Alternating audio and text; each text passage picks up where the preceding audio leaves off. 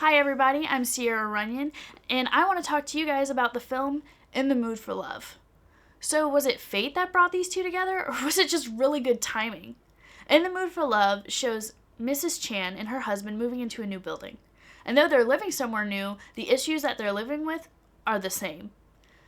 Mrs. Chan seems to be living with those issues quite casually. That's until she meets the Chows, but more specifically, Mr. Chow. How can these two combat the same issue together without risking everything? So I'm a sucker for romance films, especially more so when that film is realistic and messy. This insightful narrative is a new kind of short-lived love.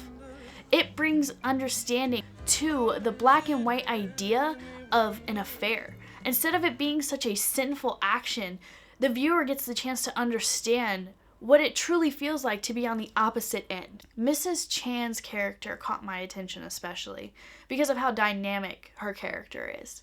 She represents passion, respect, and love, but she's seeking something.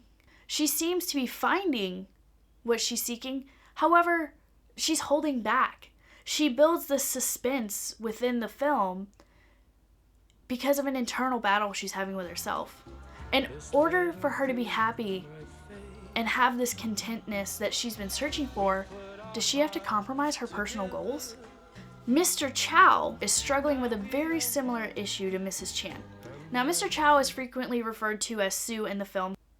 Sue, I believe, represents weakness, temptation. His character is so compelling to the viewer. He really makes you want to follow. And the reason for this is because he's representing a weak moment in our lead.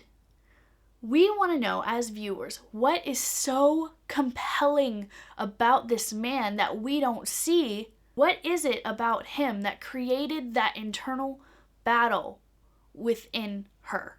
So as I mentioned earlier, both of our characters are pretty dynamic. The same dynamics are represented in the story. They are what create the story. They're what keeps the viewer watching until we truly start to understand the meaning behind the film. This isn't just a film that gives deeper meaning and clarity about affairs, but it's also about time.